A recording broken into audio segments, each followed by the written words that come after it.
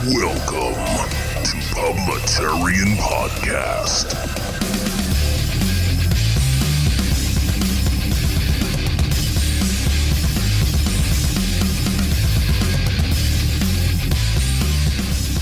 Thank you for that, announcer guy. Sorry for calling you creepy before. Good morning, good afternoon, good evening, everyone, and welcome to Publitarian Podcast.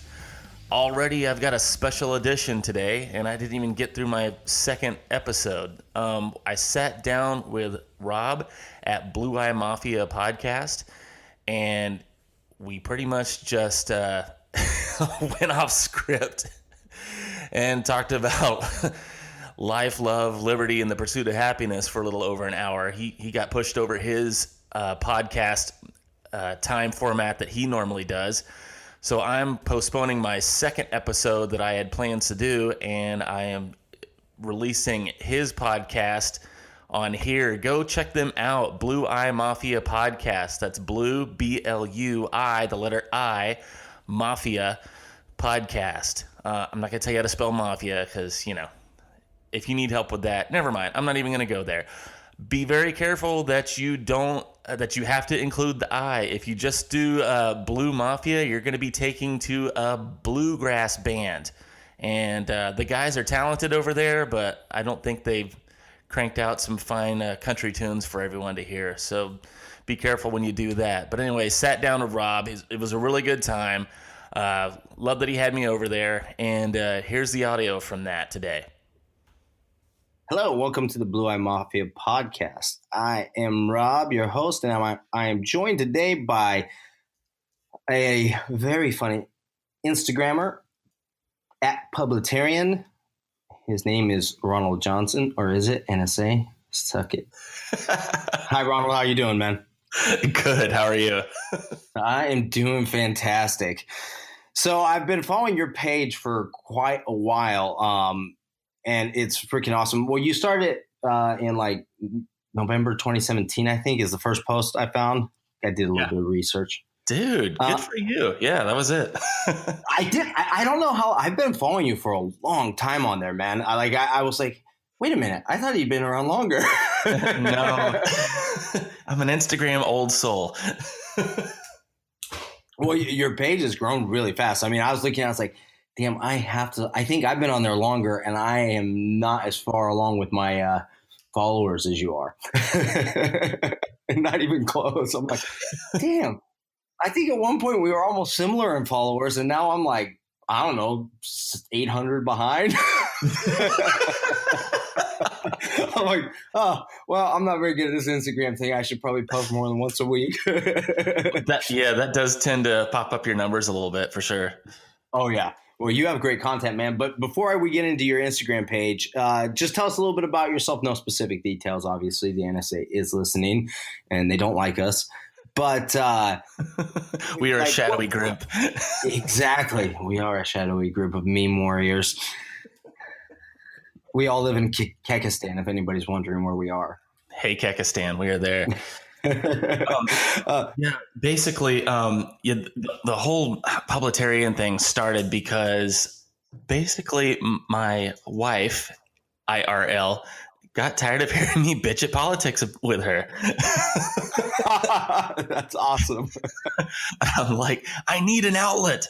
And I'm posting stuff on like my personal pages, my social media. And she's like, we are not going to have any friends if you keep doing this. And I'm like, I have this political angst. I have to get this out. I have to post my memes. I have to pay.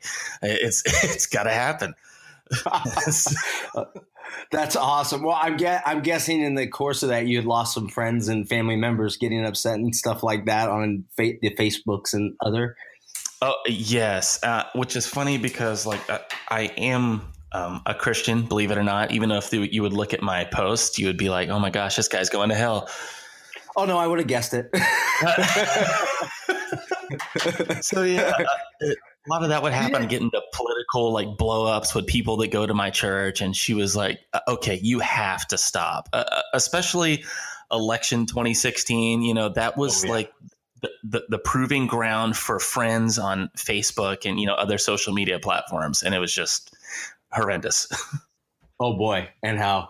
Yeah, I lost on. I didn't even post that much, and I try to be less trolly on Facebook, and I still lost like family members and some people blocked me. That I was like, I had like a 5,000 word conversation with one girl that I know, and then she blocked me after it because I posted a Breitbart article on the alt right, the Milo one. And I'm like, yes. We just had this like I spent That like fabulous 2 hours. faggot, man. He will polarize people. Oh, dude.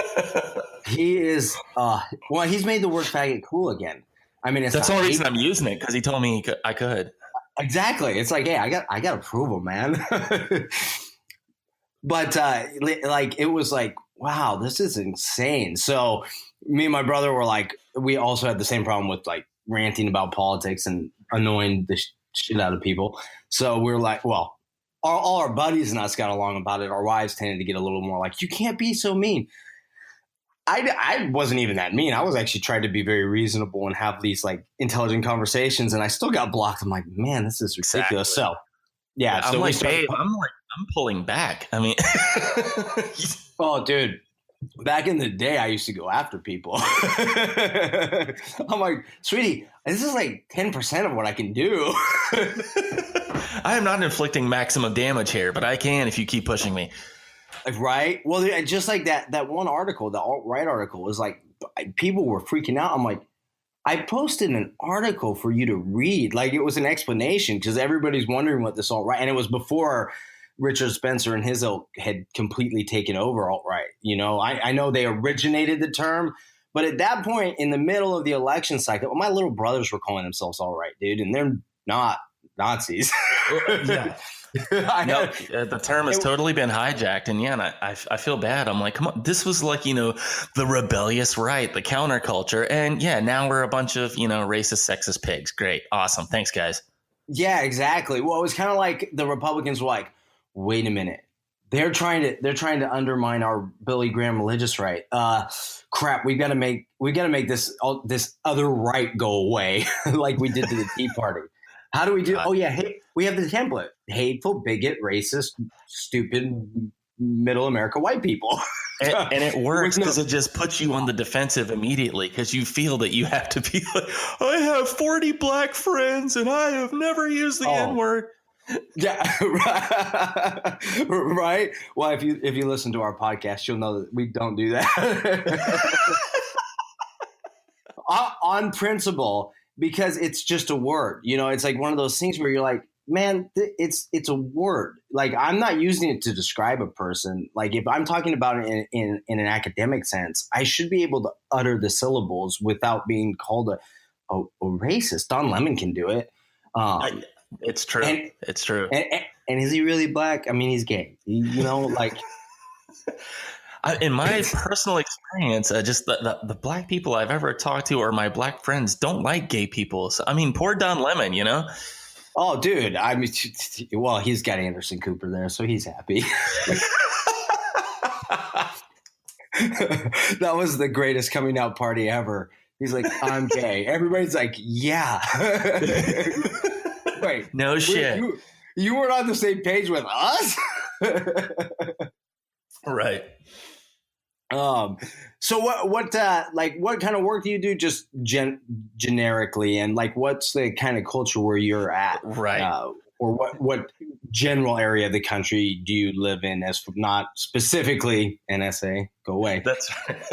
I am in the southeastern coast of the United States. Okay. I am in what you would call the penis of America, if you know your topography. And that's all I'm going to say. All righty. Cool. I'm not trying to get any more out of you. No, it's fine.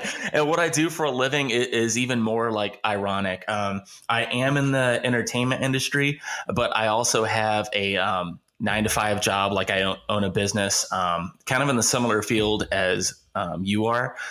But especially being in the entertainment industry, like I play music and stuff. There's just not any right wingers in there, so it's even more reason for me to just keep everything on the DL. Yeah, that's brutal, dude. Yeah, me and my brother, we actually we do our own construction company, so that's nice because we don't have to worry about a boss getting mad at us. Because I assumed because like when you're like, hey, we can do this at 6 in the morning, and I'm like, okay, he must be in construction or something. And I used to work in construction. I'm like, okay, fine. Oh yeah. Yep, I was up at 5:38, and I actually said I woke up at 4:30, and I was like, you know what, I'm not going to work out this morning. Right.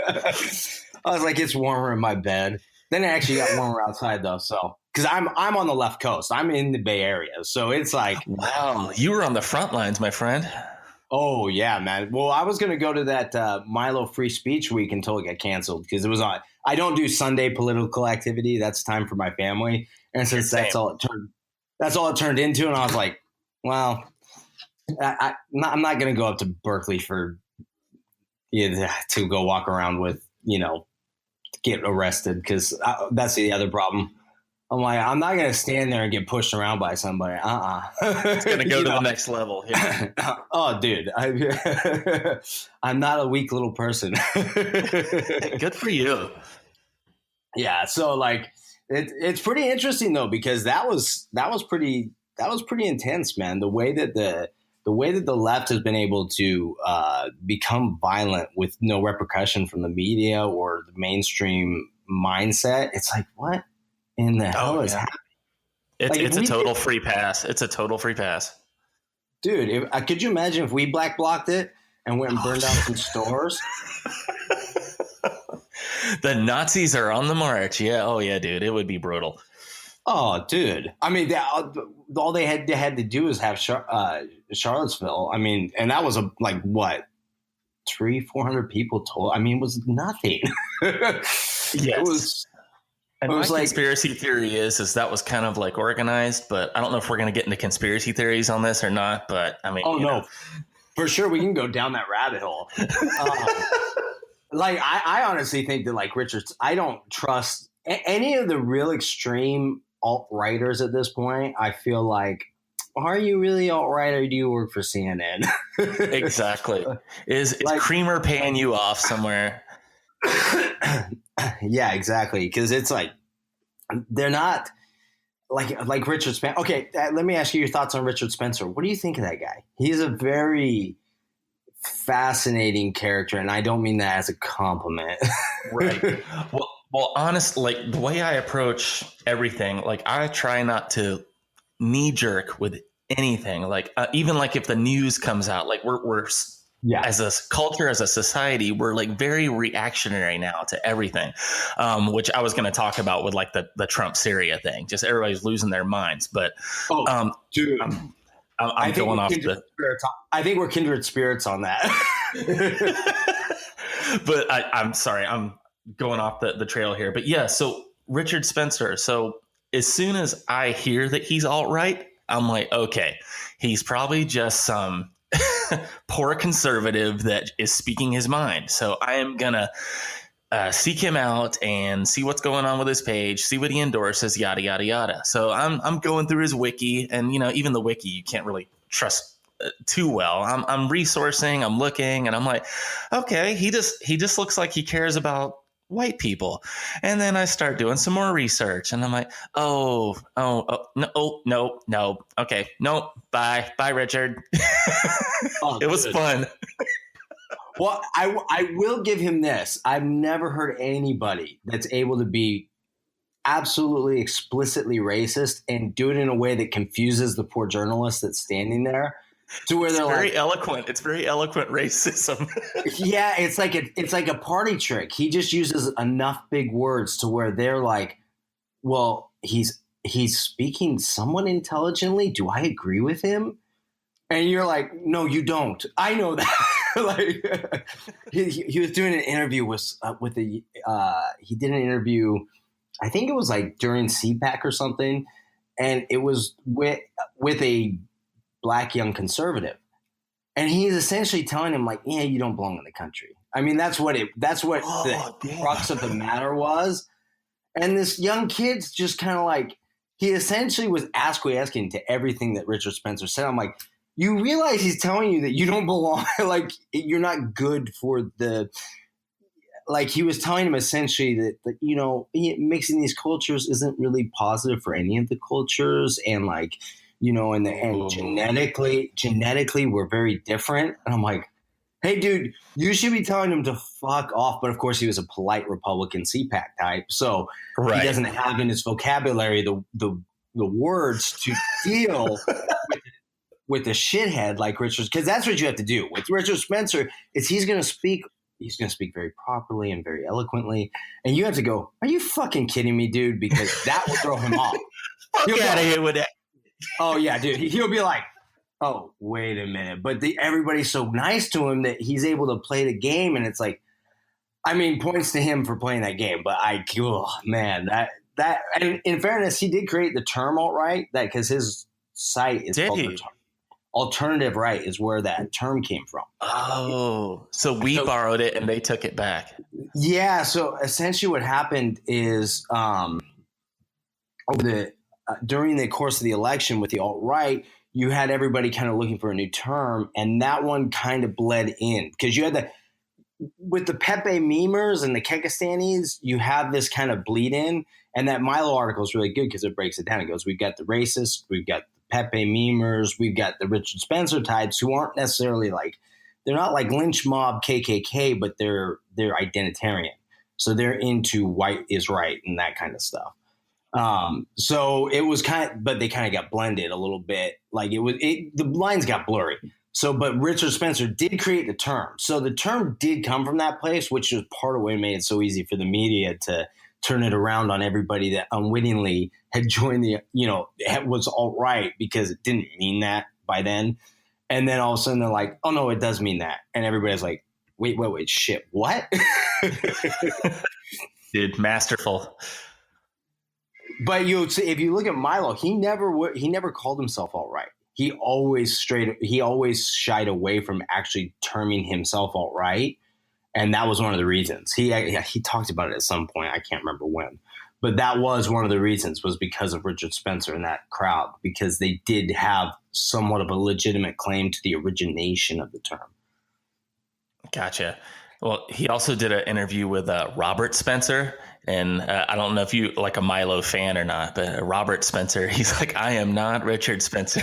Oh, dude. No, well, so I've read Robert Spencer books in the past. He does great work. But yeah, have you? Cool. Yeah, he is not the same guy. Yeah, he's got an incredible book on Muhammad, the prophet, and explaining like the history and the political formation of Islam. It's a really great book. I'm going to look that up for you. But let me ask you this. What are your favorite conspiracy theories now that we've kind of delved into the alt-right and this side of things? Oh, in the current, I mean, other than flat earth, because obviously we live on a flat damn it. Okay.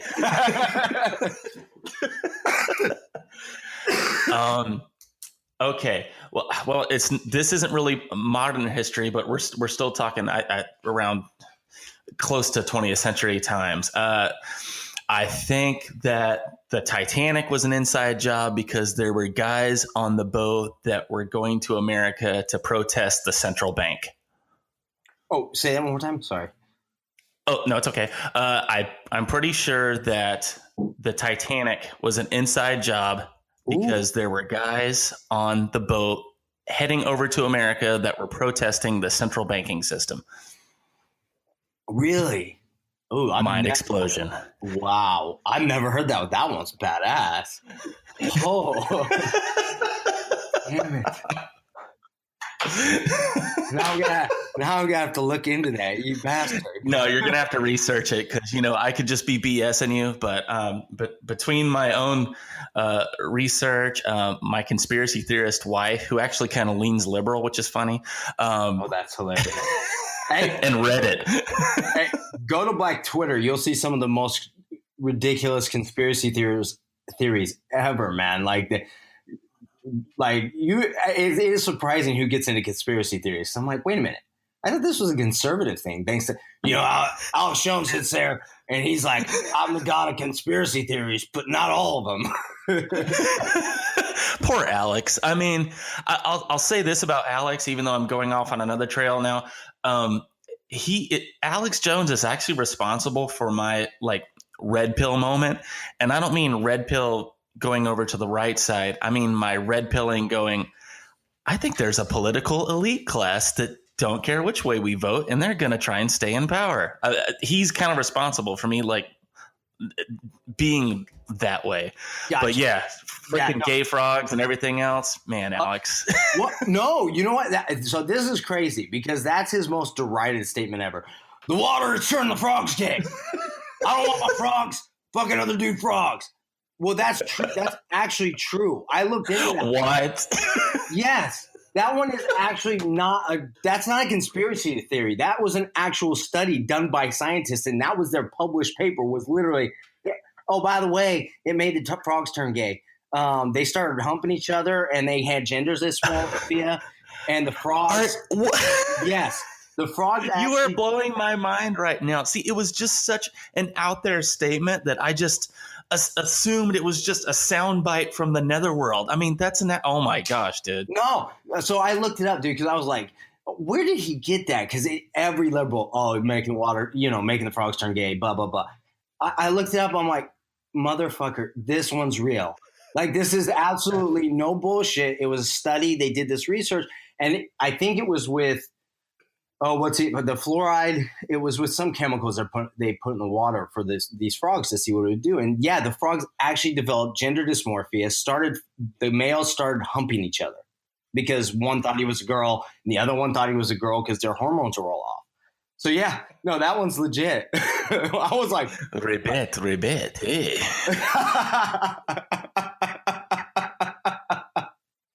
Sorry. Why did they have to be French, Ronald? Yeah, I know. Sorry. Well, the answer is self-explanatory. It's obvious.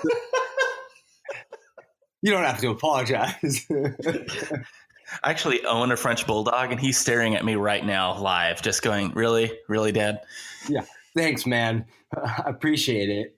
You see me humping I hump the girls, man. I hump the girls. That's right. I hump the girls. They me. Thank you. Yes. Yeah, he has a French accent whenever I'm doing his inner monologue. So yeah, it's cool. That's awesome. So yeah, Titanic is one. Believe it or not, I'm not really sold on the 9/11 one. I know that's like a popular one for our side of the aisle, but I don't know.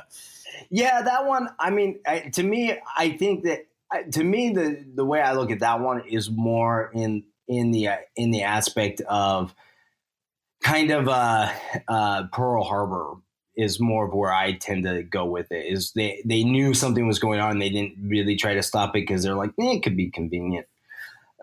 Yes, never let a what does he say? Rahm Emanuel. Never let a good crisis go to waste. That's yes, exactly. So that's more where I tend to I don't think the U.S. government's the ones that blew it up, but I don't know. Like I would say one thing. I think there was more than just the planes that caused the buildings to come down, but I don't think it was expressly the U.S. government that did it. Interesting. Yeah, Tower 7 is very difficult to explain. Even Joe Rogan will tell you, like, that Tower 7 is a problem. Like, if you watch that building go down, it's demo. Like, it didn't get hit. It didn't have any reason to just fall into itself. It doesn't make any sense.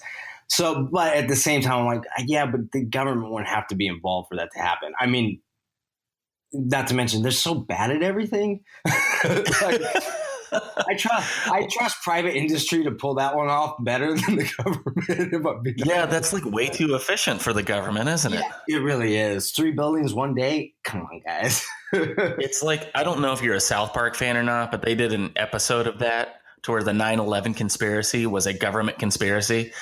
And GW is like, no, we have to do this to make you think that we know everything and we're in control of everything. We don't know what we're doing.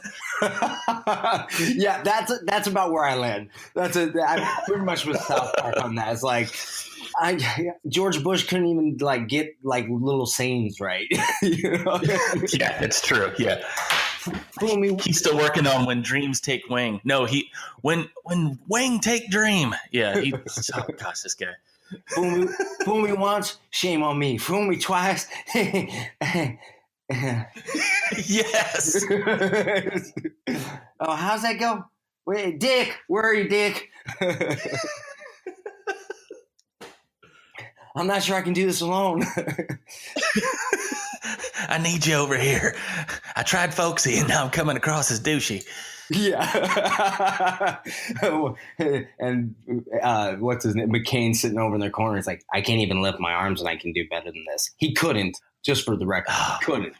But God, I voted for that man. Oh, so did I. Although I couldn't stand him. Like, I remember I was young. Like, when was that? That was a long time ago. 2008? 2008, yeah. That was 10 years ago. So I was 21. And I told my father-in-law when he got nominated, I was like, well, we're fucked. We're fucked, yep. He's like, wait, no, he's a war hero. He's great, blah, blah. I was like, no, he's a pussy. And he's like, what? And then if you research into McCain, you go, oh. Like, you know how he's injured? Like, his arms can't move and stuff? Yes. That came from a plane crash, not from the research I've done. Like, that wasn't from the torture. Like, they always make it sound like it was from the torture. That was actually from a plane. He crashed. He started a aircraft carrier on fire because he was fucking around with his jets, trying to screw with people. And it actually ended up killing some good soldiers. Are you kidding me? No. And then he also crashed his plane in Spain. Nice rhyme. He fell mainly on the plane. Yeah, exactly. Yeah, he was fucking around in his fighter jet and he crashed and almost created an international incident. Luckily, Daddy was admiral, I think, right? And so they were able to clean it up. But yeah, he was not a great soldier. He was a bit of a troublemaker, a little bit of an entitled, spoiled brat. That's one of the other reasons that I love our president. I mean, I know we're going to get into it, but that's just one of those things. Where like, I prefer my war heroes to not get captured. Oh, dude, that was so funny. It was so funny. It's like, you know what? I feel bad for every guy that got captured except John McCain right now. That's right. People were like, oh, this is it. Well, I love the media at that moment was like, this is it. This is the death knell. This is the moment when Trump's campaign died. And they're like, except the people seem to love this. What? He took a shot at one of your heroes, guys. One of your heroes. Yeah. America. By the way, I won some pretty sweet cash over that 2016 election because my wife kept telling me, no, there's no way he's not going to. Now, like I say, I joke and I say that my wife's a liberal. Yeah, socially she is, but anything having to do with fiscal policy, she's pretty right wing. She's actually spent time in North Korea and China, which is crazy for white women to do. Oh my goodness. So, like, if any little cuck over here starts to bitch about how we have it, she'll set him straight. That's when she turns like right wing. But most social issues, she's pretty liberal. But that 2016 election, I made some sweet cash because she's like, there's no way he's gonna win this, and I'm like, dude, $50. And I made her find $50 that was not our money and pay me. And I woke her up at 3 a.m. election night. Make America great again, baby. Where's my $50? Hashtag MAGA. That's right. Oh, dude, the night of the election was so awesome, man. Like I went over. I still have an erection. I mean, I'm just gonna admit it right now. I'm sorry. It's that beautiful Trump train boner. That's right. All aboard. Of course, the wife doesn't like to hear that, so I don't. Yeah, you get some of those the pretty American girls from your page. That's right. Hey, it's a MAGA. It's a MAGA orgy. You should have bet that a MAGA orgy. That's a MAGA orgy. Yes, that's right. Well, with that election though, were you worried about it on election day, or were you pretty like, I feel like we got this? For whatever reason, I felt calm. I felt like it was the calm before the storm. I was like, now we just wait for the results to roll in, and here it goes. I like it. Wait, you were obviously reading Breitbart. Well, the reason being is just I saw so much of the negativity happening across the media, all the polling numbers. The pollsters never have it right. And the media was just working themselves into a frenzy, Oh, which yeah. just like confirmed my feelings even more. And I'm like, dude, I think he's got this. Yeah, they were trying way too hard election day. Well, like my father-in-law loves, he watches Fox News, and he was sweating bullets. He's like, "Damn, I don't know, man," because Fox News. I'll be very transparent here. I can't stand Fox News most of the time. I like the fact that they give another perspective, but I feel like they're the Republican water carriers, and they don't. Whenever I share a news link, I have to like share Fox News and then like a few other sources just so people know that I'm not like, Republican cheerleading. So yeah, I feel you. Oh, dude. So I've been told so many times online, like, oh, you're just using Fox News talking points. I'm like, I haven't watched Fox News since I stopped watching Glenn Beck, which was a shameful period of my life. Dude, I was going to call you out on that, but I mean, I want us to remain friends, but I mean, this was back when he had a Fox show. This was oh, okay. A long good time. Glenn Beck. Yeah. Well, so at the time, here's the deal. I actually have, I'll tell you when I lost faith in him and realized he was a charlatan. And also, two things happened. One, for a while, I couldn't get Michael Savage. I didn't have an iPhone yet. It was back before I was into podcasts or anything. So Michael Savage didn't come in the area, not well. And with my work schedule. Funny because I think he's in the Bay Area. He is in the Bay Area. And you could get him on one channel, but the time of day was also a problem. So Glenn Beck was on at noon, I think. So I could listen to that more easily. So I would listen. I didn't listen to the radio a ton anyways. Like I would listen to some music and stuff. Once I got podcasts, I was like, oh, here we go. But the Glenn Beck's TV show every night, he's drawing the stuff on the chalkboard. He's doing all these different theories and stuff. And then Savage came onto one of the stations again. I could hear him again. And so I started listening again. I'm going, and of course he's always called Glenn Beck hemorrhoid with ears. He hates Glenn Beck's gut. I had no idea. Well, I started listening, like Glenn Beck was going really hard on Clarity Piven. And one day Savage is like, gosh dang it. I covered that 2 months ago. This guy steals my shit like a week after I do it every time. I was like, what? So then I'm listening to Michael Savage and then listening to Glenn Beck. And I was going, wait a minute. He really is like literally ripping off Michael Savage's show a couple days later every time. Really interesting. So that's why he was so good on Fox News for a minute. He was literally, straight up stealing Savage's show every day. Like he was like, it would be a couple day delay between Savage would do a show on Monday, Thursday, Glenn Beck would have that topic. Cloward and Pivot, he'd go into like creating chaos and all that. And I'm going, wait a minute, dude. And then he got sick, went to the hospital and said he talked to God. And I was like, I'm never listening to your stupid ass again, you fucking piece of shit. I cannot believe I defended you. No, I did too. Like I even own one of his books, like back from 2000, 2008, I think it was. Yeah. Yeah, I bought my parents his train tracks. Or no, not train. That's Savage. I bought them one of Glenn Beck's Christmas books, which they liked. So, it was a sweet little ditty. But yeah, dude. Oh, I still am somewhat ashamed of that period of my life. I got to be honest. As soon as Beck came up with the "I'm with her" graphic on his on the Blaze, that was pretty much the nail in the coffin for me. And I checked out. So I don't use the Blaze for like any links or anything. No. Like if I can't find it anywhere else, I'm like, okay, sorry, you're not getting that link. Nope. Yeah, hell no. Well, what's funny? Oh, you know what? Actually, I gotta say, I think I was out on Glenn Beck before you. I'm proud of myself. Faith is restored in myself. You're a Glenn Beck hipster. Oh no, I went out on him. Let's see, how long ago was that? That was 6 years ago. Because it was before this election cycle or anything. It was a long time. Yeah, if it was back in the Fox times, it would have been like, 2011, something like that? Yeah. Okay, so I think we're kindred spirits on this again, too. But as far as Trump goes, like do you have any last words for Glenn Beck? Because he's selling his private jet now, and it seems like his whole thing's going up in flames. Would you like to eulogize him just real quickly? Certainly. I want this to just be words for you to remember, Glenn Beck. Never bet against the Donald.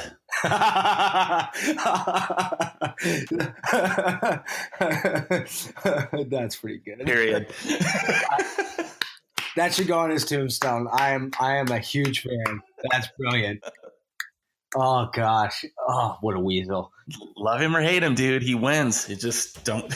You just don't go against the Donald. What did you think when he teased the run in 2012? What were your thoughts then? Because I was kind of like, he's too much of a clown. Like he's too silly. Again, kindred spirits here. Because I am a Trump fan, so I hate to admit that, but yeah, when I heard it, I was like, yeah, he's kind of a. I did use the word clown, I think. It's killing me now. I'll be honest, I did too. Oh, well, in all fairness, though, he was doing the birther thing, which here's the problem. This is my problem with conspiracy. Oh, we didn't get into that theory, did we? No, we didn't. Well, let's get into it. Here's the one thing. I'm going to preface this, though. I love conspiracy theories, and I totally enjoy them. However, I think the conspiracy theories are really good. Just like Ted Cruz was the neutralizer for the Tea Party. I feel like conspiracy theories tend to take us away from moving forward, and like the conservative side of the aisle tends to live in the past and in the wrongs that were done to them, whereas the liberals have a 30-year plan, and that's why they've won the culture war. Because we're sitting there bitching about 5 years ago, and they're like, "Well, we got a plan for 10 years from now, you dumbasses. We're gonna legalize abortion, and then we're gonna do this, and then we're gonna do that." Like they do things so far out. And we're sitting there bitching about 5 years ago. And I think that it's super cold and calculated. I mean, everything is just orchestrated right down to the last thing. Oh, yeah. I think one of the things is their base doesn't question them the same, which is both a positive and a negative for us, because I think that with conspiracy theories or anything like that, if you get bogged down in that too much, you don't move forward. You don't come up with solutions and a plan of action. Instead, you're just griping about the past. So that's the one caveat I have to conspiracy theory. I love them. I enjoy the shit out of them. I listen to podcasts on them all the time. But I don't dwell on past that. To me, it's like I would like to know the truth. And if I can never find out who killed JFK, I'm going to be freaking crunk. But in the interim, I'm also going to be positively trying to go forward and figure out what are the solutions to the problems we have now, because regardless of who killed JFK, I really do want to know that. Regardless of who did it, though, it doesn't help me to dwell on it and not do anything else. I think that's the one. And just with the Tea Party, once we got Ted Cruz and he talks pretty, the guy's never done anything in the Senate ever. He's blocked a couple things. I'll give him that. I'm not a Ted Cruz fan. Well, I'm not. I'm thank God. Either, actually. I like. Man, we're just right down the line here. There's not going to be any debate. I know. I've kind of figured that. I'll be honest. One of the reasons you're one of my favorite daily pages that I see pop up, I'm like, the Publitarian, is I almost have never disagreed with anything you've ever said. So I was like, this is going to be a friendly interview. So tell me why you're a Trump supporter, you piece of shit. No, that's what I was expecting. Oh, I mean, no. Oh, man. No, actually, if you said right now, I love Ted Cruz, then we could talk. Because I've actually gone after, I don't know if the Blaze employs a guy. What's his name? Oh, shit, I forgot his name.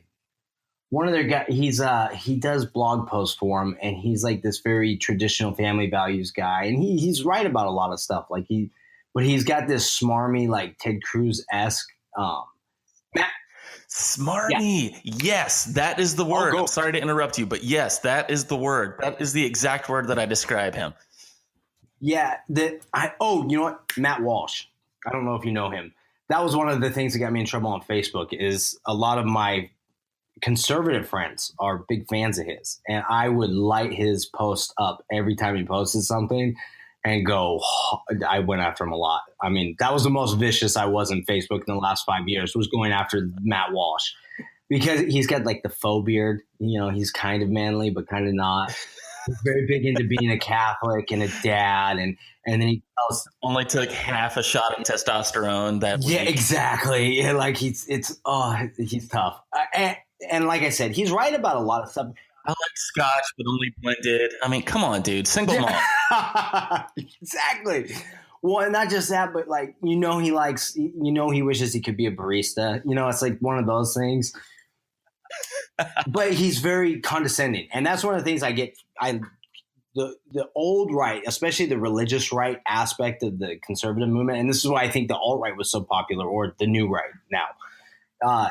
And guys like you, I think, fit into this form, not the other one, is you're not trying to be condescending and tell people, I am morally more superior to you and you need to do things the way that I say because I am right. It's like, no, I'm using facts and logic and I just want to make a point. Yeah, exactly. No, yep, nailed it. Well, let's see. What was I getting? We were going on something. Now I just digressed us into it. We were talking about Ted Cruz, but I didn't know how far down the rabbit. Let's go a little bit more down we got about 20 more minutes. So let's do some Ted Cruz love. What are your thoughts about Ted Cruz? And like let me ask you this. Do you have a lot of conservative friends and stuff that are enamored with him or like got sucked into the vortex of the little, I'm Ted Cruz and I'm a Republican and I'm a Tea Party member and I'm going to do everything for you. So just listen to me. And my mom prays for me like 4 hours a day. Oh, okay. 2 hours a day? No, okay. She prays for me 1 hour of a day. You don't pray for me 1 hour a day? I thought you prayed for me 1 hour a day. And here I thought I was going to be the comedian on here, and dude, you're just blowing me away. We hit a couple of my sweet spots. I can do a couple voices of political, and we did Alex Jones, we did Ted Cruz, George Bush. Those are no, your Alex Jones was like the perfect amount of gravel, and your Ted Cruz was like the perfect amount of smarm. I mean, you've got it. So I'll give you the secret to a Ted Cruz impression. Pretend that you have a little sad dick in your mouth. Okay, hold on. I'm going to do this live. Hey, Miss Damon. Oh, wow, it works. You nailed it. You can be his campaign spokesman at this point. Oh, man, well, so since we're talking about Ted Cruz, here's an admission, since you're asking me my thoughts and feelings on him. When the gang of 16 started coming around the corner for the 2016 elections, you've got all your Republican folks out there. I'm like, okay, I don't like any of these people, except I really like Trump, but I don't think he's got a freaking snowball's chance in hell. I would love to see him, but you know what? And I at least know Ted Cruz will adhere to the Constitution. So, bro, I literally eeny, meeny, mighty mowed it when I went into the Republican primaries to vote between Cruz and Trump. And I am so sorry to admit that. And Cruz ended up landing on You Are Not It. Trump ended up landing on it. So I ended up voting for Cruz. And I'm so ashamed, but I'm just admitting it. It's out there in the world now. You know what? It's all fair in love and war. Look, the first time he popped onto the scene, I mean, I was fighting the fight against Ted Cruz since he became a senator because I call it gaydar for politicians.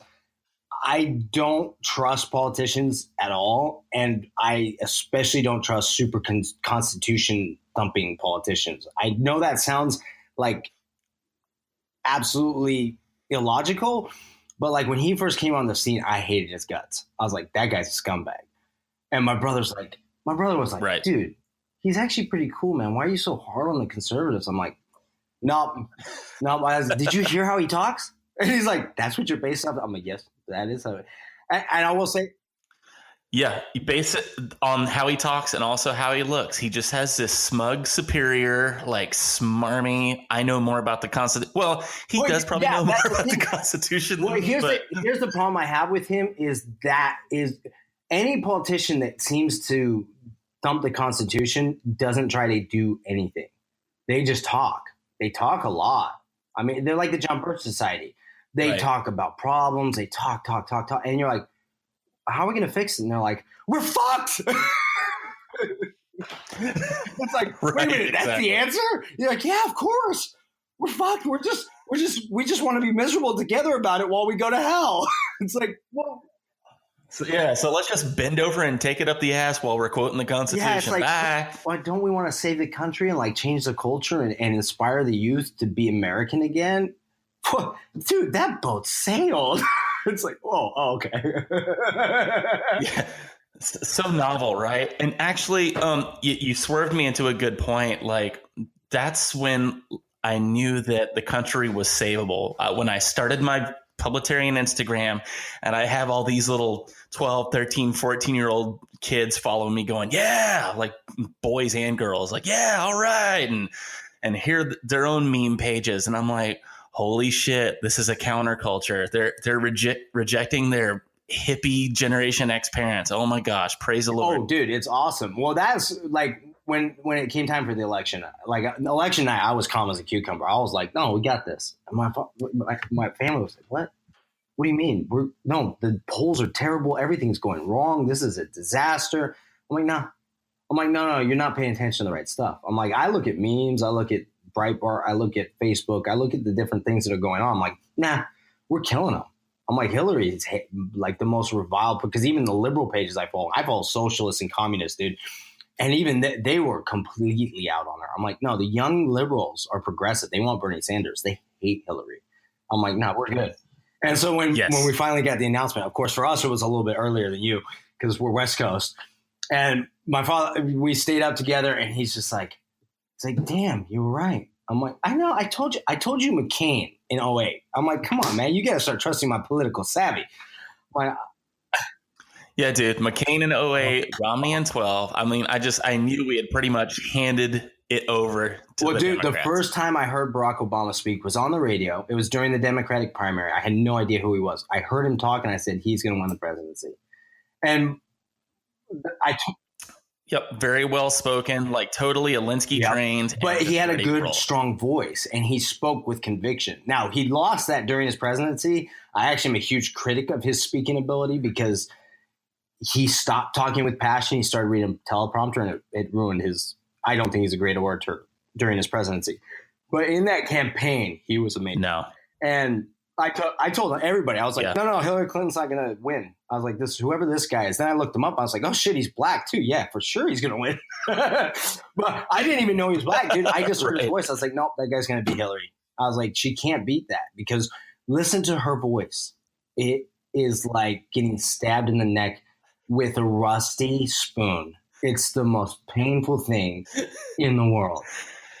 It's like if the Wicked Witch of the West gargled with some razor blades and then just shouted through sandpaper.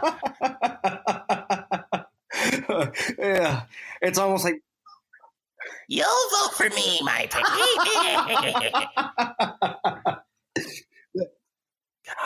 freaking harpy. Sorry, I could do a whole another 15 minutes on oh gosh, this freaking devil woman that is Hillary Clinton. Gosh, dude, where she's like, it's almost like her and Mark Levin are vocally related, where it's just, oh, geez. As so many of my conservative friends, oh man, you got to listen, and I'm like, I can't listen to him. He's just, I mean, now I know I've went back and listened to my first podcast. I do know that I sound like a gay antiques dealer. I mean, I make no mistake about it. But good Lord, Milo made that. Mark Levin, you're good. You're good. You're way better being exactly. Like you're way better off being femme than Mark Levin. Like Michael Savage has been saying this for years, but he says it sounds like a grandma having a hysterectomy. I'm like, oh, Dr. Savage, that's funny. Like I don't listen to him a lot, but when I do, I'm always thoroughly entertained. I've been listening to him since I was 12 years old, something like that, and he's literally. I went through a couple years where I listened to a lot of Rush Limbaugh too. But I always did that a little tongue in cheek because Rush is kind of a pain in the ass. I like Rush, but he's pretty Republican as far as like staying on the straight and narrow for the most of the time. He can be good. It just depends. But he kind of suffers from that condescending thing to where liberals won't listen to him. Savage has a huge liberal following, which is yeah, dude. He gets liberal calls all the time. Like gay guys from San Francisco call into his show and they're like, "Hey, I'm a huge fan. I don't always agree with you, but like you're just so cool. You remind me of my uncle. Like Yeah, dude, he actually reaches across the aisle. And he was the first one to have Trump on, and Trump came on his show during the entire election. It was fucking amazing. That was what finally sold me on Trump. Like, I love Trump, but I'll be honest, my first pick was Carson in the beginning of the primaries because I love Dude, I like Ben Carson. He's a little bit of asleep the whole time, which he... We're going to be sending those bombs. Yeah. What's he like when he's excited? He's doing a presidential debate and he's like half awake. Well, he had anger problems when he was a kid. And I think he just really calmed himself down too much to where it's just. So one of the reasons I read his book when I was a kid and I was like, this guy is the shit. So when he came up as a political icon for the conservative side, I was like, this is awesome. Like, I love Ben Carson. I've loved him since I was a little kid, way before he was a political figure. And so for me, he was the best fit because his policies actually were the closest to Trump, I think, of any of the candidates. Maybe Rand Paul and him, like if you blended them, they would be very Trump-esque. But even like his border policy was brilliant. Like, he was like, look, it's going to evolve as we learn more and figure out, we're going to try things. And he wouldn't commit to one thing, which a lot of people knocked him for. I thought it was brilliant because it was like, he was the only one other than Trump that was like, no, man, if I figure out that my idea wasn't the best, he's like, I'll change it. I'll go with the best. Like, we're going to do the best things for the country. And so when at first I was like, oh, when he got up in the polls, I was like, sweet, him and Trump are top two. Are you fucking kidding? This is like a dream. And then of course he kind of fell asleep and CNN did a hit piece on him and he didn't handle it great. So, and he fell off. But that's what happened to Herman Cain as well. I voted for him in the primaries in 2012. They did a hit on him. All you got to do is drag up some girls somewhere, and poor Herman Cain. He was awesome, man. He was like Trump light. Like, he was awesome, man. He was like 999. That's my plan. Take it, bitches. Like, he was like the first. That's right. I feel like Kanye West will essentially be like the young Herman Cain if he ever runs for president. Like, peace. Right. And I mean, the Kanye red pill moment, I mean, I honestly did not see that coming. I mean, I can usually see the stitches on the fastball, but I did not see that. It's pretty crazy, man. He's influential, man. Young people go, wait, what? Kanye said what? Now, his shoes, I'll be honest, even though he's red pilling and I'm loving it, his shoes still look like a jizz stain. They're terrible. I'm not sure. Like if he runs for president, that's the one thing that's going to give me reservations. I'm going to be sitting there going, She is. Actually, you know what? The only Obama policy that I ever agreed with was when he called Kanye a jackass. And so now I don't know how to feel because I'm like, I like what he has to say now. So now you have nothing, Obama. You have nothing. Well, so we've talked about a lot of politics and stuff, but before we wrap this up, we got about 10 minutes left. I want to talk to you a little bit about, I feel like I've talked too much. So I want to talk to you a little bit about what, when you started the Instagram page, what were you expecting? Because you're over 1,000 followers now, I think. Yeah, I'm somewhere around the 1,100 neighborhood. I got to ask you, how did you get there? Because I've been doing this for a while, and I'm like, now I will admit I'm not a big I handcraft all my memes, so and I have to have good inspiration. Sometimes they're terrible, so I only do like one meme a week if I do that. But what's your advice to other Instagrammers, conservative Instagrammers, or rational Instagrammers? Let's call it that want to build a following. What's your advice? Okay.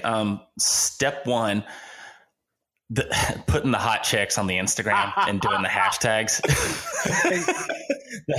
that brings a lot in. I mean, it will also make your follower count go to 85% male. But I mean, I look at my statistics from, because it's technically a business account because I have a Facebook page for the podcast, and mine's still about 90% male. I think I had one. I advertised. I paid $1 or $2 to advertise. 100%. Yeah, you know. I was like, I set the demographics to be different. Oh, wow. I was not trying to do that 100% male. And they're like, wow. nope, only men saw this. Like, I feel like you guys might. Dude, the sausage fest. I mean, I'll be honest, the podcast is kind of, I want girls to listen too, but I can understand that we would tend to be more male centric in a way because it's two brothers making dick jokes a lot of the time. So yeah, kind of, you know, although I know for a fact that we do have a few female followers. So thank you, ladies. You are among the minority. I mean, a tragically underrepresented minority. So the babes of Instagram is a good way to get followers.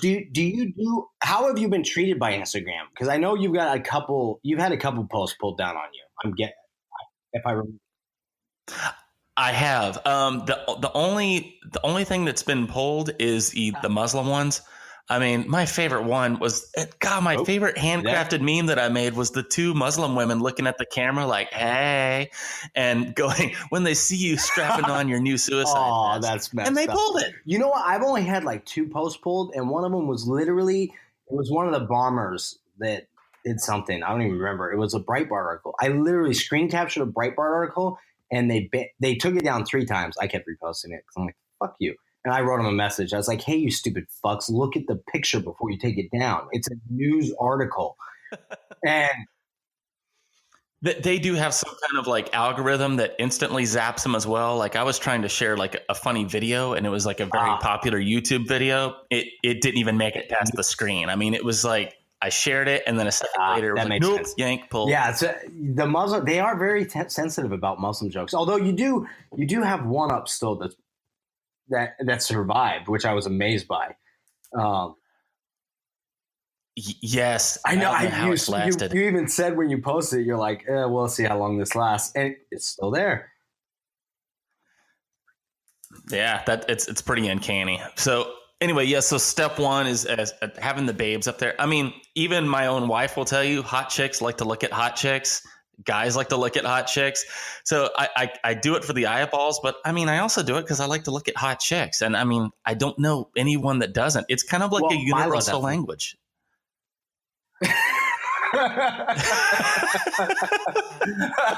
Actually, I think even if you're gay, you appreciate the feminine form. It's just prettier than a guy. I mean, it just is. The curvatures are better. Right. Yeah. Well, I actually have some of some of my favorite IG posts. I saved them, and you've got one of them. It's a girl's butt. It's very nice, but you tagged the Gay Who Strayed, who's an awesome page, and I thought that was freaking brilliant. It's a she, so do the math. But dude, that was one of my favorite hot chick posts. I was like, okay, that one's funny, but then. This is my favorite post you've ever made. This is the one we were just talking about that you almost got, that you thought would be pulled down by now and wasn't. It's a picture of a sand person from Star Wars on Tatooine. And it's when you tell a Muslim that women have rights.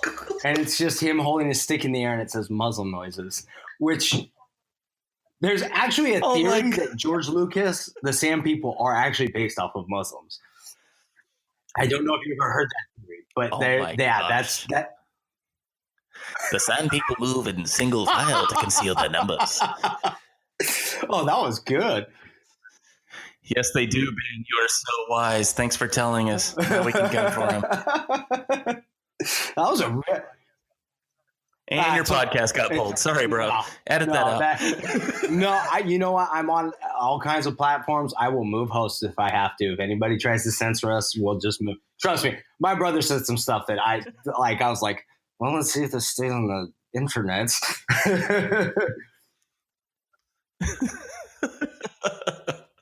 No, that's a good one. And full disclosure, that was not an original meme by me. It was just one that I pulled and I just laughed hysterically at. And that's step 2 of how I've helped the page get more popular is I try to put only the platinum up. Like if it's something that I'm just like, oh my God, that is brilliant, I put it up. Even if I'm handcrafting one and it's just like, I'm like, I'll wait 24 hours and then I go back and check it. If it's not funny, then I don't do it. Or I'll test it, share it with my wife or my brother-in-law. If they don't laugh, I don't put it up. I do not do, because my brother-in-law is a Gen Z. There you go. So yeah. See, I don't do that. I just make stuff and go, it seems fitting for the internet to have this. Don't care. You know what? I did make one. I memed a Joe Rogan moment with he does a fight companion. I don't know. You know Eddie Bravo from he's one of Joe Rogan's buddies. He's a jiu-jitsu guy, but he's a huge conspiracy theorist. He's hilarious. Yes. He believes in fat. I mean, he's Tower 7, flat earth. He's everything. He's beyond Alex Jones. Yeah, he's crazy. He's awesome. Wow, that's yeah. Well, I made a meme of a conversation they were having, and he reposted it, and it got like 8,000 likes. But he didn't credit me, and I didn't have a watermark on it. I was like, oh, hey, you just swerved me into part 3. Yes, watermarks. Trust me. After that, I haven't put one out without a watermark. I was like, are you kidding me? That was my best chance at ever getting like huge visibility. And not give you credit. Now, I don't blame him for that. Because like Eddie's cool. Like I have no problem. Like I'm totally cool. I was just stoked to see it out in the internet. I was like, that's fucking amazing. But I will say this, it's on me because I didn't watermark it. Because I try to always credit people, but I've grabbed some memes before where I don't know where the hell they came from, like off the internet and stuff. I'm like, well, I don't know where that's from, so I don't know how to credit whoever made this. Sorry, Anon. Yep, same. I will always credit if I know where it came from. Oh yeah, you do an amazing. You've seen my page. A lot of it isn't my stuff. I would just feel bad because I am an artist at heart, so I would feel bad if somebody took one of my songs or something I painted or drew and be like, yeah, this is all me, baby. Exactly. Well, he obviously when he posted it, it was obvious. Like he wasn't saying it was his. Like everybody knows that Eddie doesn't. Well, he does make some memes, I think, but most of it's reposting. But most of his memes have watermarks on them.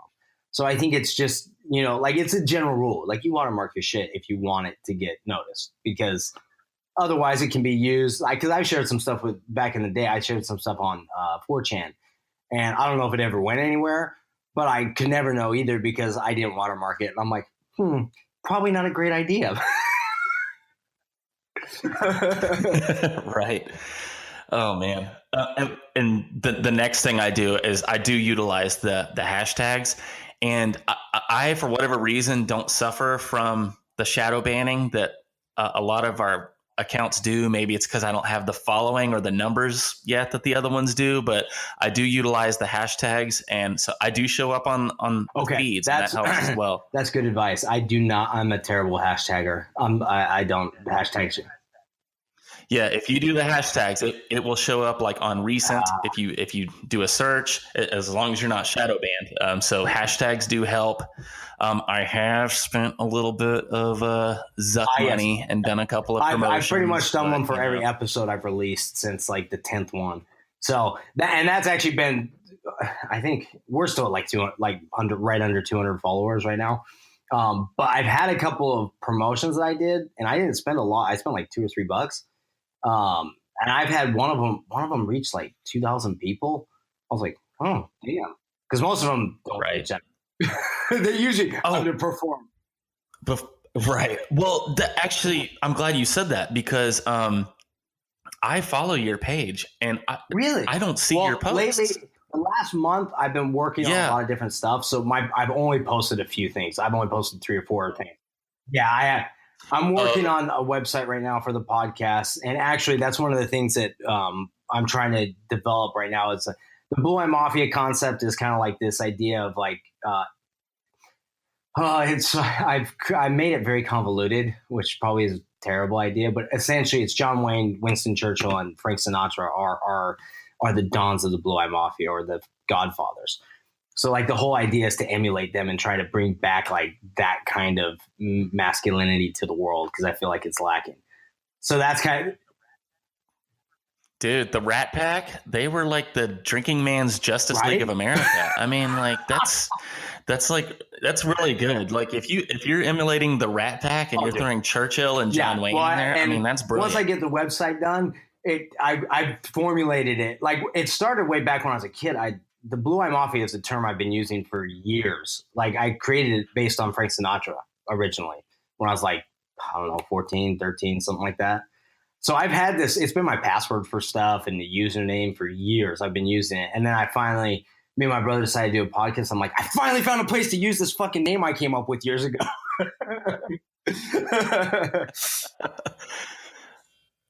Quick little shout out, and because it won't be specific, but I used to play music with his piano player. His name was Russ Robinson. And super cool guy, 80 something years old back in the day. I'm sure he's passed away by now because this was years ago. But yeah, super nice guy, just like genuine guy. And you could tell he toured with them and played with them. Super good piano player, really cool guy. Shit. The closest I've got is watching some documentaries. Okay. Before we go away from the meme pages, and I have a couple other quick questions for you before we wrap this up, but I do have to, real quickly, have to mention my ultimate meme that you've ever done, because I am an avid Nickelback fan. I've been to their concert. I love Nickelback. Now, I'm unabashed in this. I know most people say this ironically. I do not. And you have look at this photograph every time it makes me laugh. It's Chad Kroeger, the lead of Nickelback, holding up a picture of Hillary Clinton, and it says "Madam President." And I saw that when you first posted. I was like, oh, that actually might have been why I followed you. That is the greatest meme. Yeah. Oh my gosh, that meme is just. Oh yes. Yeah, that and that's okay. I know that now you're looking for points for us to diverge, but honestly, even as a musician, the reason why Nickelback is where they are is they're a good band and they appeal to a large mass of people. So, I mean, I guess we're both going to go down in flames now, but whatever. Albany Rose was also on the Nickelback train. So, like, I'm like, most people I talk to actually like Nickelback. I'm like, wait a minute, why do you guys all hate on them? And that that's why I knew Trump was going to win, because like people would tell me behind closed doors, yes, I'm a Trump fan. And I'm like, I knew it. I knew it. It's crazy. In California, you think like we never meet anybody that's conservative, right? But we run into Mexicans on job sites. They're like, right. Oh yeah, Donald Trump, he's fucking awesome, man. That guy's a man's man. And you're like, wait. Right? But it was like, wait a minute. He wants to deport your uncle. I don't care. He's a bastard anyways. You know, like that was never actually said.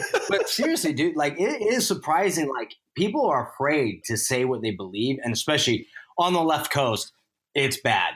Because like you get yelled at by some crazy lady 90% of the time if you're in public and you – now – I just talk to people and make them look silly because I'm pretty good at getting people to say stupid shit. So like I'm not very careful about what I say. Like I'm like, come at me. What are you gonna say?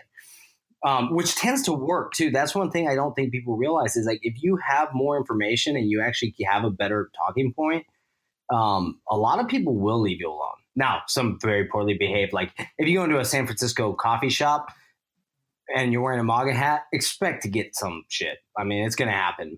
But then stand there and go, right. Well, who do you support? Like, what if you stand up for yourself? It tends to work a lot better than cowering, because with the cowering, you just feel disenfranchised and alone, and you're not. You know, and I think that's a cool part. Like me and my brother, we have a Trump troll literally a Trump troll sitting in the dash of our work van. And guys will say stuff to us about it. And I've had a couple guys where I'm not sure that they were totally fans of it, but they're like, damn, that's funny, bro. I'm like, yeah, right? And they're like, you can tell they're like, wait, are you like a fan? Like, and they're like, nah, I'm going to leave this alone. Yeah. But that's the weird part. My brother did get chased by three Mexican teenagers, white Mexican, like third generation, they're Americans. And he had his MAGA hat. White skin, yeah. Oh, you racist. He's like, fuck you. And then they started following him in his car. And he's like, okay. So he drove over to the police station and they took off. It was pretty funny. But they're just stupid teenagers. But it is weird. Oh, go ahead. Well, I'm glad. Well, no, I'm sorry for interrupting. I was going to say I'm glad that you're walking towards the fire. Like, I don't know if you're a Shapiro fan or not, but that's in one of his books. That's what he's like, step one, do not be afraid to walk into the fire. I mean, it's just part of it. And Dan Bongino's doing the same thing now. He's got this podcast that's exploded because he's just telling conservatives to get out there and dance, be the first person to get up and dance when everybody thinks you're going to look foolish. And then another person will get up and dance. And then you've got the whole party dancing, and it happened to me recently. I was, at a food truck here, getting some food. A lot of times that's like a hipster kind of liberal thing to do. And but there's two guys behind me. One guy's talking about how good the food truck's doing, and this other guy's like, "Yeah, man, freaking capitalism." And I didn't know either one of these guys from Adam, and I normally don't engage. And I turned around and I was like, "Dude, what's wrong with capitalism? Do you see this around you? This was built by capitalism." And the dude that was next to me like chimed right in, and I'm like, there are more of us out there even in than California, what we think. It's shocking when it's just, when you go, I don't give a fuck what anybody thinks. Like, I'll just be honest about what I think. All of a sudden you've got people backing up. You're like, wait a minute, I'm in California. This isn't supposed to happen. Oh, I guess there's a lot of us and we're just too afraid. Like I met guys that they vote Democrat because of their wife. Like, that's the only reason. They don't believe in fucking thing. And it's like, man, dude. Now, to Ben Shapiro real quick. I'll give my thoughts on him. He's my favorite cuck. That's my feeling. That's my feeling on Shapiro. Like, I don't hate Shapiro, but he is a cuck, and he needs to own that, and he needs to realize, like, he enjoys getting pegged. It's okay. Some of us do, and he needs to lay off Milo. He needs to relax a little. He needs to stop being so righteous, because he is a great debater. He's got a lot. He's a freaking human computer. So I do appreciate Ben Shapiro, but I do that with the caveat that, yes, dude, you're a cuck. You're a cuck. Like, you have to know that at this point. Like, I like him. They should do a tour called Shapiro Master Debates on Milo or something like that, and they both go together. That is the timing. Oh, you gotta make that meme and tag Milo in it. That's brilliant. That's so good. That is so good. Okay, making some notes. Oh, I'd pay $200 to go to that, Milo. Yeah, dude, that'd be. Dude, sure. They have to debate, because it'd be so. Shapiro is probably the better point getter, but Milo will make him mad. And that's why I think that debate hasn't happened yet. Because I think they both know, like, they each have a weakness in that debate, but I think Shapiro knows he'll get more mad, because Milo will just be like, yeah, he'll push don't lie. You've had a dick in your mouth. Don't lie. You experimented back in the day. And Shapiro's going to be like, this is a serious conversation about the Constitution.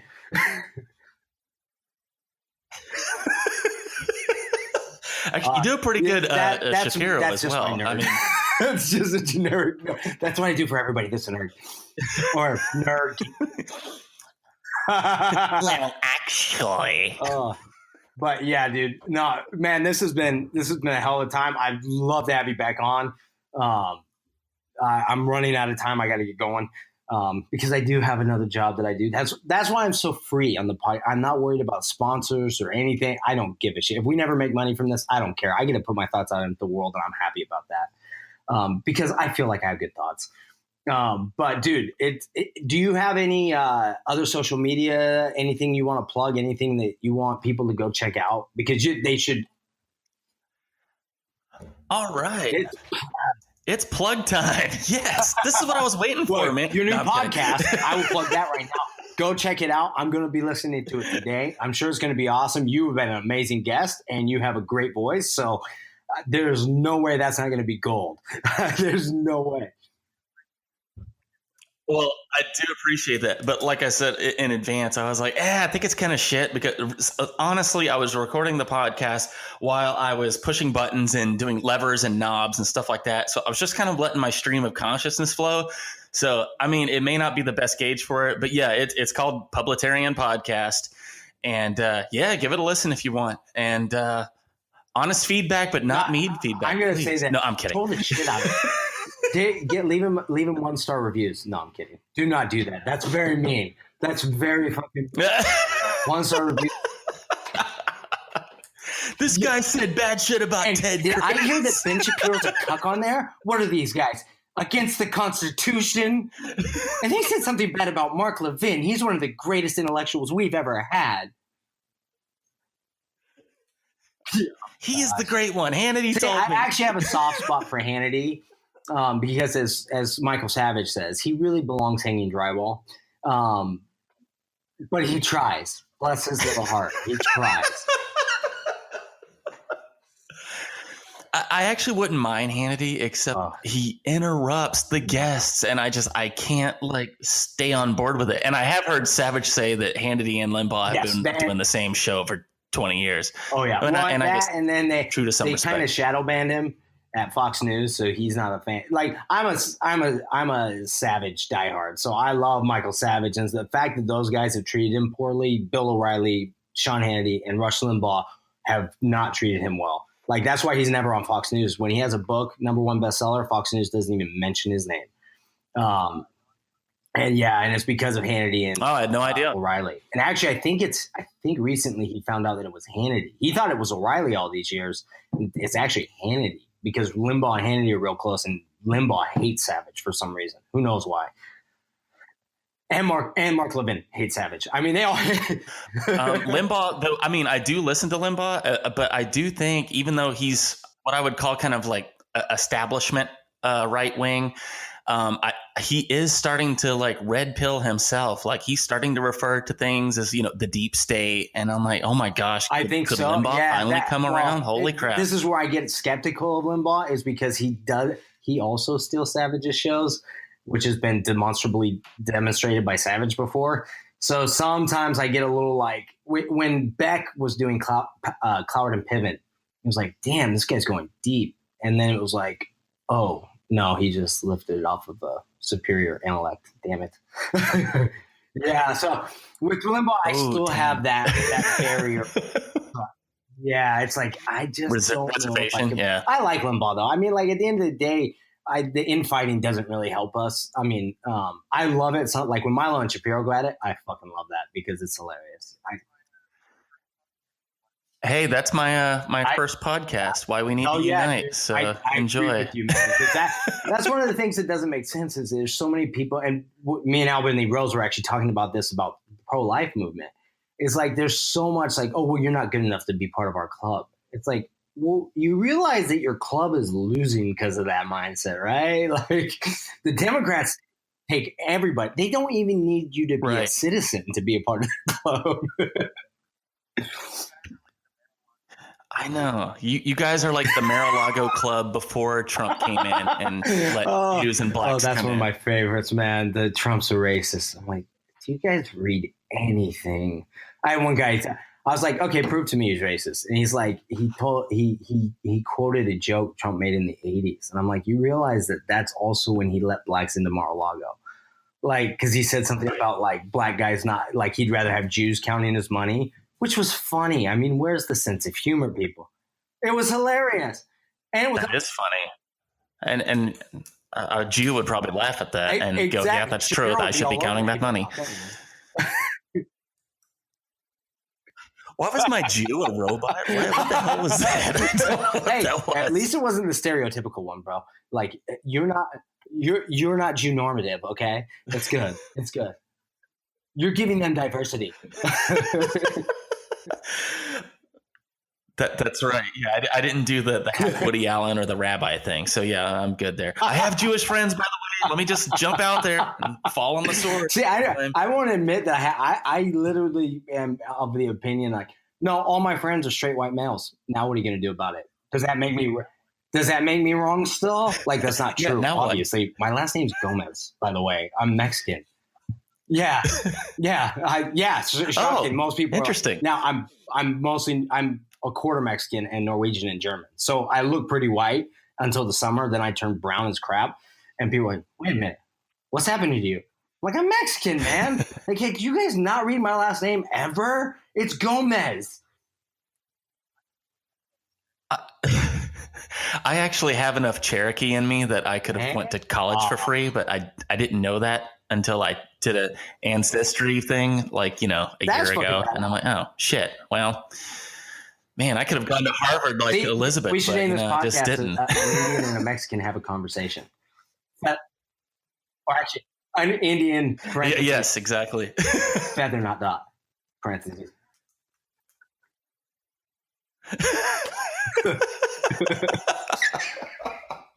Yes, hey, and we may even smoke the peace pipe. I don't know. Well, I think that's one of the places where like conservatives get so like all drugs should be illegal. It's like, why? Just legalize them. If people want to do drugs and die in the street with heroin, let them. Like, that's one less problem. That is, that's the libertarian of my publitarian name. Yeah, if you want to go do drugs, freaking go do drugs. As long as you don't hurt anybody, if you're not bothering me, I don't belongings, do what you want. It's simple. It's just do whatever the fuck you want. And if your choices lead to a sad and lonely death, I'm okay. Like, my condolences. Yeah, exactly. Oh, and my condolences. We'll put more on the tombstone. Thank you, Beck. To finish my plug, I'm pretty much publitarian everywhere. I'm publitarian on Twitter. I am on Gab and I am on Convo, but the only thing I ever get on Gab is like serious white Nazis. So I'm kind of scared to go on there. I was all excited. Shit, I'll build my following here. And then I was like, I'm like freaking shit talking Nazis. I'm like, hey, what the fuck's wrong with you? And I'm like, wait a minute, this platform's kind of fucked. Like it's the president. Yeah, and I know Milo will still post on there, but I'm like, I don't think this is. It's a great platform, but it's like it's just like it tilts very heavily today. I mean, on the softer end is the white identitarians, and it's like it starts there. Kind of, it feels like it's like I don't know if I'm like one last name Gomez. I don't fit into those clubs because they'll tell me like, oh, you're a mixed breed. You're not actually a white person. Like, you're not good enough for us. Like, damn. I'm genetically opposed to racism, apparently. Like, I can't, if I wanted to be a part of the KKK, they would hang me. That's right. But, that's true. Speaking of other platforms, have you tried Minds yet? Okay, I heard this on, I think it was actually Milo's show. Man, we're plugging a bunch of different people's shows, aren't we? I heard this. I heard this on Milo's show, and I looked it up, and I have not. I would get on delved into it. Do you have anything to share? I tried Vero. I haven't tried Convo, but I've tried Vero, Minds. There's another one that I'm forgetting the name of. Oh, Gab. There's one other one. The new Vine. It's terrible. On video or something, it's awful. It's like Vine, but more douchey. I made like 2 videos on that. I can't do this. I can't do it. But mine so far of all the alternative, and Tim Pool, former Vice reporter. I don't know if you've ever seen his YouTube. He's not a conservative, but he's very fair. Like, he's an awesome journalist. He was the one that I found Minds from, and it's actually my favorite of all the alternatives so far. And it's the app that they have now is like, it's like Facebook in the old days, but better. It's like a combination of Twitter, Facebook, and Instagram. Like, the feed looks like, yes. Is it an actual app? Like, you can go on the App Store and get it? No, it's an actual app on like Gab. Store because it doesn't have the white supremacists. Yeah, it doesn't have the problem that Gab has. Like, it has a very wide variety of people. A lot of conservative, like Count Dankula, the guy that was going to go to jail for his YouTube video, he's on there. Like, a lot of like independent people are on there. It's more independent than it is either side of the aisle. But the platform, dude, I'm telling you, that app, the app on the phone, and the website's pretty nice too. But the app, when it first came out, wasn't great. But now it's probably the best social media app I've ever seen. Like, it's like the best parts of Instagram, the best parts of Facebook, and the best parts of Twitter kind of combined. It's really cool. So check that one out. I think you actually might be able to cultivate quite the following on there too. It seems to be pretty. Yeah, it seems to be pretty, and the interactions are nice. Like, you can post chicks and they don't do anything to you. Yeah, I haven't seen any form of censorship on it. Like. So, but like I said, it's also not overrun by Nazis, which is kind of nice because I don't feel like I'm doing an application for the KKK every time I log on.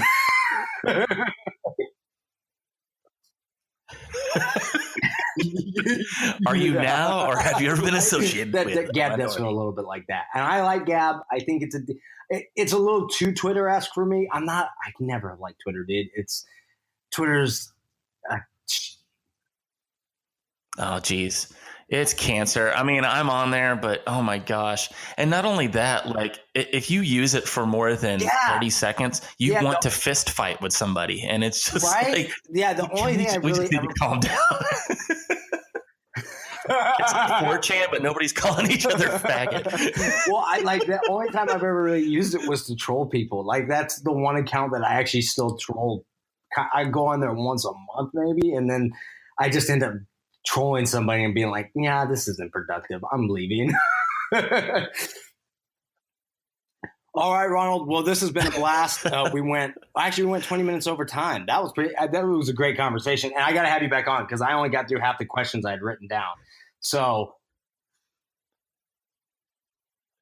And we didn't go through like anything that you told me we were going to talk about. So I had this whole like PowerPoint ready to go. You know what? Joe Rogan has proven that the best form of this is just to talk and have a chat and do that.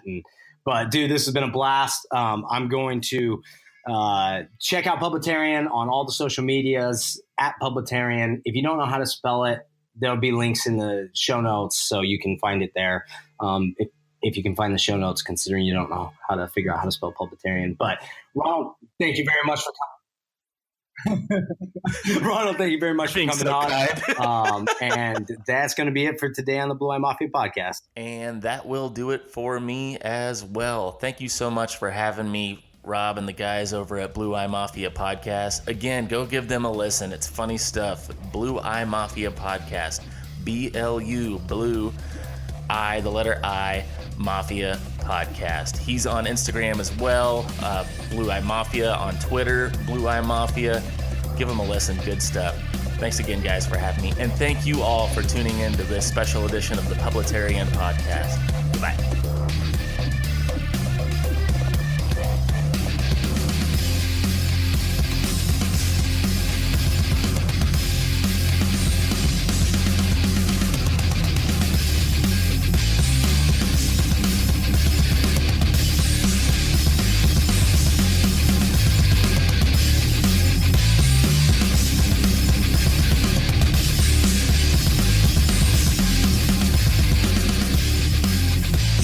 Listening to Publitarian Podcast. Copyright 2018.